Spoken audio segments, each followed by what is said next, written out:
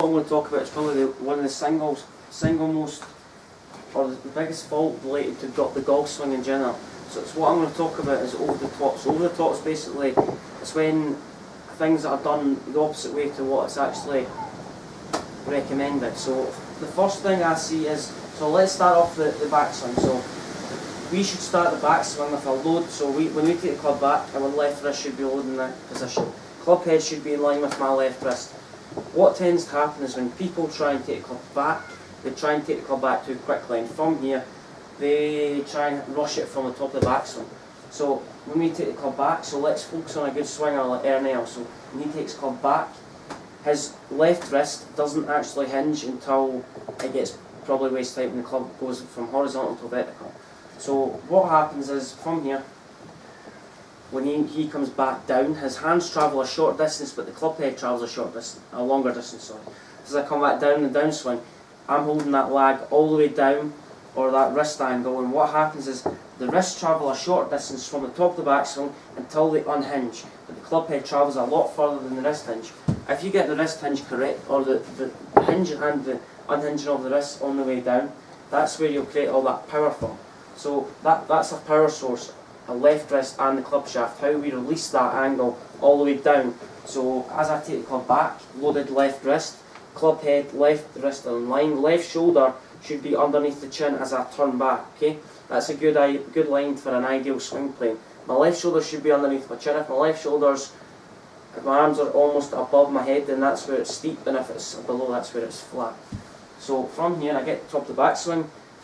To start the downswing, I should feel a roll of my feet. So it's almost that action. When I've taken off, my left hip goes out the way, I feel my left foot rolling over, then my right foot should follow. So my hands come into play, come halfway down, left hip goes out the way, and then my hands should be waiting for that last ditch punch, then you release that lag. So the single biggest fault I see when people get to the top of the backswing is it's the complete opposite. So what they do is get to the top of the backswing.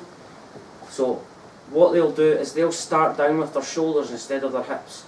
So it's almost this action. So the lower body stalls, their upper body is almost working as an individual unit. So we get to the top of the backswing, and then you get this action where my hands are thrown out, my body stays back, my hips spin out of the way, and that's where you get that action where you kind of go like this and chop across the ball. So if you struggle with, so if I come into this action, if you struggle with a lack of shoulder turn, I'd feel like the club comes slightly out the swing plane. So it's this action. As I say, the line's not very good, so I get to the top of the backswing, and you get this position where the hands move across the plane. Then the club head's almost slightly outside the hands. That's where you get that steep swing path. You get that big divot to the left, and also when you're turning, you don't have the proper ability to stop slicing the ball.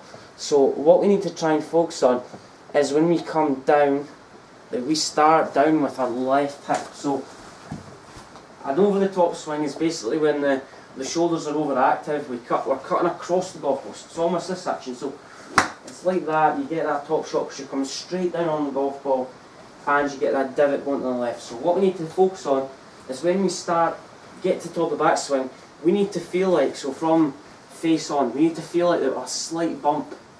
What that'll do is it'll drop the club down into the slot, or known as a slot. There's no such thing as a slot, it's how we feel it. So instead of this action where our arms are almost chopped away from the swing plane, away from the target, it's like a chopping action, like an axe to a tree. It's almost straight outside the swing plane. It sounds daft, but it's very true.